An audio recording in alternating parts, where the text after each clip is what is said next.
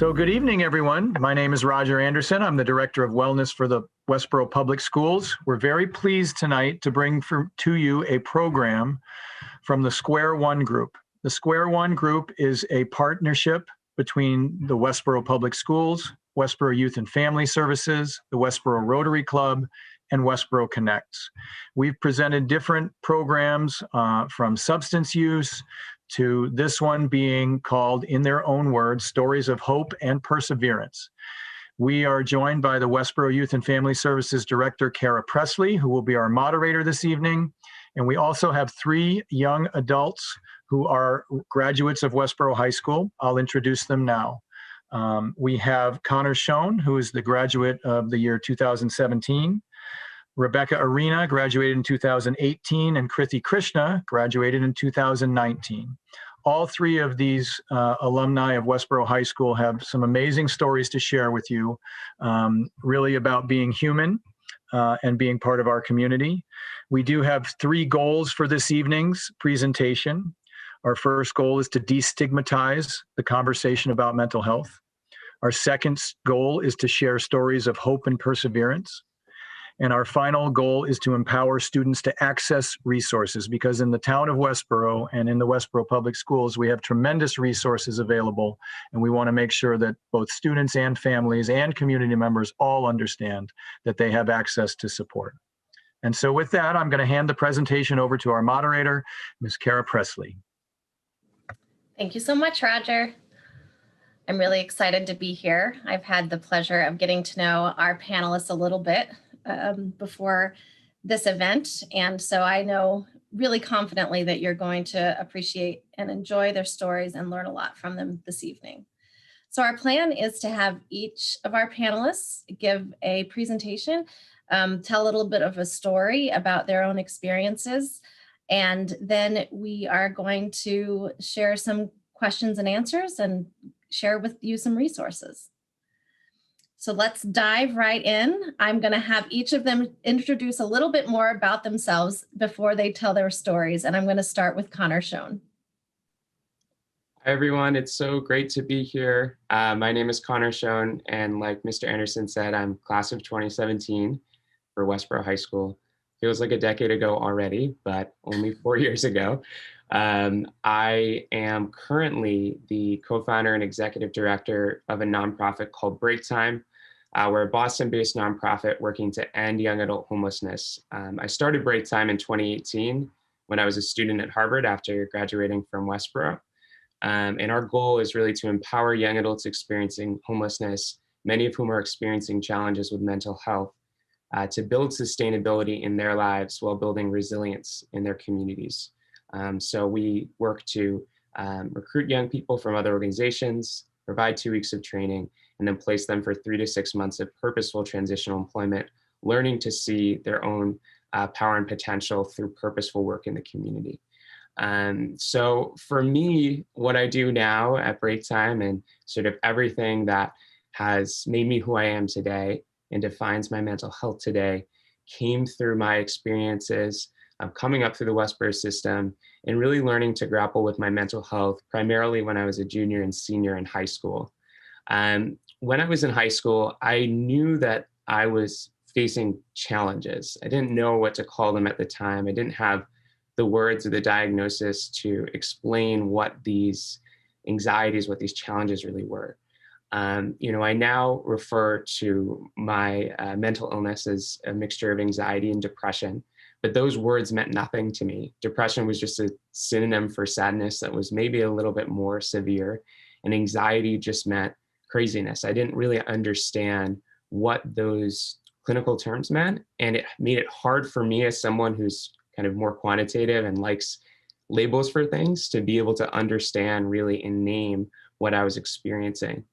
Moreover, after I graduated from Westboro High School, I actually came out in 2018, and it was a very challenging experience for me. I did it inspired by actually the young adults I worked with at a shelter called Y2Y, because 40% of young adults experiencing homelessness actually identify as LGBTQ+. And these amazing young people, these resilient young people, are homeless actually because they've been kicked out of their homes because of the way they identify. This is a crisis that is happening all across the world. And it is not, and that includes Boston, that includes Westboro, that includes everywhere. And so working with so many incredible young people who, despite everything, were so proud and authentic about their identities really inspired me to embrace my own identity. But I couldn't really do that until I had the language. Again, that's just sort of, I think, part of who I am and what I prefer. But I didn't even know what the term bisexual meant, pansexual. I didn't know outside of gay and lesbian what other terms existed to describe members of the LGBTQ plus community. So learning those terms when I was a freshman in high school at Harvard and exposed to a lot more folks in the queer community was really transformational for me. So I think overall, what I learned from that whole experience is that if we start having conversations earlier on about mental illness, about sexuality, about gender identity, for a lot of young people, that will allow them to sort of classify experiences they're having and better understand exactly what they need. For me, I just didn't have those words at my disposal. I think another thing that was really powerful for me was when I was a senior in high school, I ran on the track team, and one of the assistant track coaches, Ms. Camille Glenn, who works at the school, pulled me aside to do performance-based coaching. So I was originally told that it was basically like a sports psychology experiment, which, if you knew me at the time, was a great way to get me to start therapy. I didn't know it was therapy. I didn't even call it therapy at the time. But Ms. Camille Glenn sort of stealthily, along with Mr. Anderson and Coach Newt, kind of stealthily got me to start really opening up and sharing my experiences. And we didn't talk about sports at all. Ms. Camille Glenn and I sort of spent 6 months really building a deep relationship and understanding of things that I didn't talk to anyone about. And that was life-changing for me. I still, to this day, am involved in therapy, and it's been really impactful and important. I'd also say when I got to college, one of the things that I didn't know about in high school that I wish I knew more about was different medications that can help to address depression, anxiety, and other mental illnesses. I started experimenting with my psychiatrist with different medications that I could take when I was a freshman in college. And I think up until that point, I just had no knowledge of what was out there. And there was such a stigma that was like only for people who have this like severe limiting mental illness. But what I really learned is that certain medications can help to take the edge off and empower you to take control of your mental health and be more effective in using the practices that you learn through therapy and through sort of counseling and other things you engage in. So I would say those three things overall were really important to me. One was knowing the terms to use to name what I was feeling. It's something I didn't get through high school, and that's why I think it's really important that Westboro High School and other high schools across the United States really engage in those conversations, and they start at home. So I definitely encourage people to use those terms and not make them feel like this taboo, stigmatized thing, both for sexuality and mental illness. Secondly, therapy was really important for me, having someone to talk to about what I was experiencing. And thirdly, I think really the experience of knowing, of going through sort of what I call experimentation phase with medicine and understanding that it's okay to need that sort of help. And it's just a biochemical support system. That was really empowering for me. And I wish that I was able to sort of incorporate that earlier on. Overall, I think if I have one message to share with folks who are experiencing mental illness right now, I would say that it's really important that when you feel like you can't, do something for yourself, if you feel like you can't take a break just because you deserve that break, or you feel like, this is something I struggle with a lot. I felt like, I don't deserve to take a day off to feel better. I have to keep doing this. One of the things that helped me is don't think about doing it for yourself if that's not working. Think about it doing it for other people. Like ultimately, me really managing my mental health has enabled me to start an organization to support other young adults in their journeys and building sustainability in their lives and escaping homelessness. I would not be able to do that if it weren't for the amazing people who've supported me at Westboro High School and also at Harvard.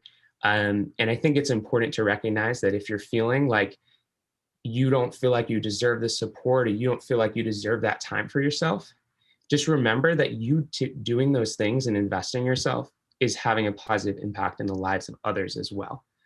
So that's been really important to me. I really appreciate you giving me the time to share more about my experience. And I'm really excited that this is a conversation that we're having now in the Westboro community. So thank you so much again for having me tonight, and really looking forward to answering more questions later in the program. Thank you so much, Connor. And we will have time for questions. And in fact, if viewers at home would like to ask questions, the best way to do that is to submit them now via email or while we are presenting to Roger. And I'm going to let Roger share with you his email address. All right, I want to now introduce to you Krithi Krishna. Hi, I'm Krithi, and I graduated with the class of 2019, and I'm currently a sophomore at the University of Rochester studying environmental health. So I don't really consider this to be a story of hope, and neither do I want anyone to think I'm an expert in mental health in any way, but what I can do for everyone here is to share my experience. A lot of my struggles with mental health, especially in high school, stemmed from my own confusion with my identity. I knew I felt uncomfortable in my own skin, and I beat myself down every time I was reminded of that. At that moment in my life, though, I didn't know if the version of myself that I was projecting outwards was the truth, because I didn't even know the truth myself. And I feel like a lot of people, when they're that age, can understand that they are expected to follow some sort of path or conform to a certain standard. And the kids, like the high school kids now, will know what I'm talking about when I say conform to a certain standard. In high school, I wasn't able to comprehend what loving someone who isn't biologically male meant for me. In all honesty, I thought same-sex attraction was a part of teenage development that everyone around me was going through, and they just didn't speak about it.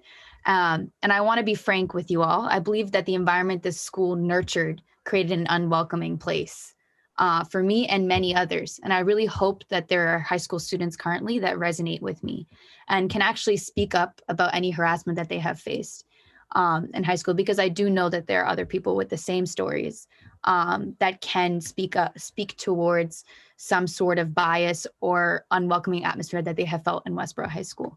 So I really loved what Connor was talking about with the normalization of talking about issues related to sexuality. I would have appreciated in health class if I was given a less heteronormative perspective of like sexuality, of sex, health, and sex. I would really appreciate it if I had been given some sort of talk related to that, because that would have helped me normalize what I was feeling inside. So every time I felt like I could be transparent with certain friends or family members, certain homophobic comments from their mouths would immediately shut me down. The people around me who I felt wouldn't accept me kind of took on a certain spot in my own mind, and I manifested them, and it kind of clashed. My thoughts kind of clashed in my own head. I now know that is called internalized homophobia, but at first I thought that the internalized homophobic side of myself was the correct side, and so there was this opposition in my head. And the pandemic definitely amplified these thoughts. Suddenly I was internally screaming at myself because there was this huge spotlight on my sexuality. And I descended into this sort of emptiness because I knew that I couldn't be transparent with the ones around me because I didn't feel safe yet. And when you're alone with your thoughts like that, it can take you to a dark place because you're constantly berating yourself for not conforming to the idea of your future life that you predicted and pictured in freshman year of high school. And that's obviously changed for so many of us. I had to learn that I was extremely impressionable at that age, and I still am, but the one difference is that I now have a certain awareness that the people I surround myself with can be crucial to my state of mind. And I know that you can always change the people you surround yourself with. That's not something that stays fixed. So you don't have to feel trapped by those that you surround yourself with. a part of my journey, I guess, was learning not to be so judgmental towards myself. And again, surrounding myself with people who wouldn't coerce me to have those judgmental thoughts. It was sort of like a who cares moment. Like, yeah, there's certain people who are my friends and family that claim they will support and love me unconditionally. But what I've learned is that love has many forms, pun intended there. Love has many forms. And when you do love someone, you love and care for every single part of them, no matter how ugly it may seem to you. So in order to truly accept and love myself, I had to learn to embrace this one part of me that I had rejected for years. And it is an ugly journey, but it has a beautiful ending, is all I really wanted to say with this. And for anyone that's struggling right now, I encourage you to reach out to me. And you have my full support if you don't have anyone else's support. So that's all I wanted to say. Thank you so much for giving me a platform to speak on this. We really appreciate it, Krithi. Thank you for sharing your truth. And Becky, we'd love to hear from you now. Thank you. Amazing stories, you guys. So I am Becky Arena. I graduated in the class of 2018 from Westboro High School. I'm currently a junior at Wentworth Institute of Technology. I'm studying interior design and project management.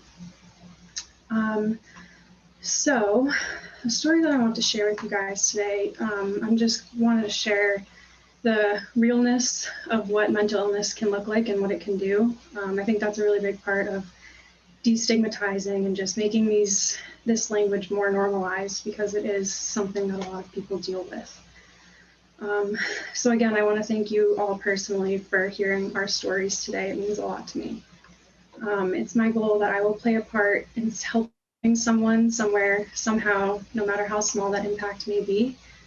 I've learned that sometimes I can hear something countless times and not comprehend it. And then someone says it to me in a different way, and suddenly it registers with me. I hope I can be that someone for at least one person today. And if that doesn't happen to you tonight, that's okay too. You just have to keep having the conversation until you understand whatever you're battling or how to battle it effectively. So the most impactful example of this realization happening to me occurred about a year ago. I was a patient in a mental institute treating anxiety, depression, severe suicidal thoughts, self-harm, and substance abuse. This program helped me find the right combination of medications, a great therapist, and gave me the strength to feel okay on my own in the real world. I learned a lot from the time I spent in this program, including tips to help stop a panic attack, how to speak openly about how I'm doing, and how to advocate for myself, among other things. But the biggest lesson I learned was from a single conversation that I had. Twice a day, I had to check in with one of the staff so they could assure that I was safe.